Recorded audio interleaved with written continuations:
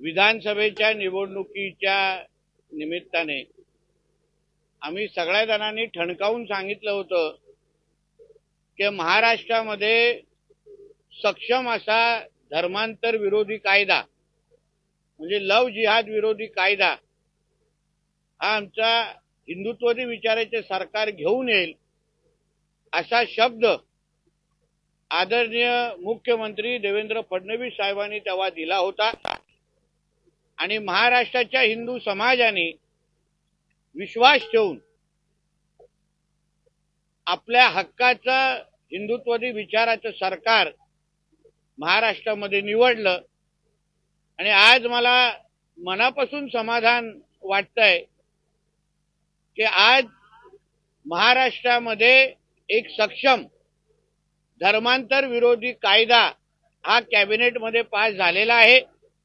धर्म स्वतंत्र अधिनियम 2026 या अंतर्गत ज्याचा लवकरच काही तासामध्ये GR निघेल, यापुढे आमच्या कुठलीही हिंदू बहिणीकडे कुठलाही हिरवा साप जिहादी वाकड्या नजरेने पाहू शकणार नाही आणि अशा पद्धतीचे कुठलेही त्यांनी लव जिहाद सारखा प्रकार करण्याचा प्रयत्न केला तर आता महाराष्ट्रामध्ये अतिशय सक्षम असा धर्म स्वतंत्र कायदा अधिनियम 2026 म्हणून आता कायदा लागू झालेला आहे।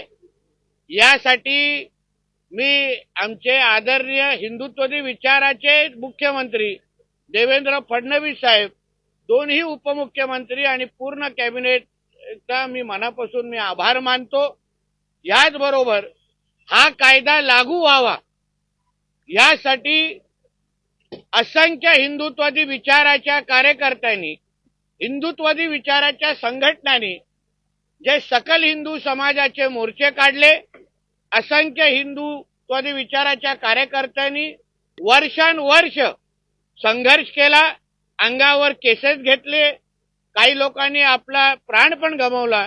या सगळ्यांच्या मेहनतीमुळे, प्रयत्नांमुळेच आज हा दिवस महाराष्ट्रामध्ये आपल्याकडे एक अत्यंत कडक असा धर्मांतर विरोधी कायदा हा लागू झालेला आहे। आता संबंधित पोलीस स्टेशन ला हा ऑफेन्स रजिस्टर करण्याचा पूर्ण अधिकार आहे।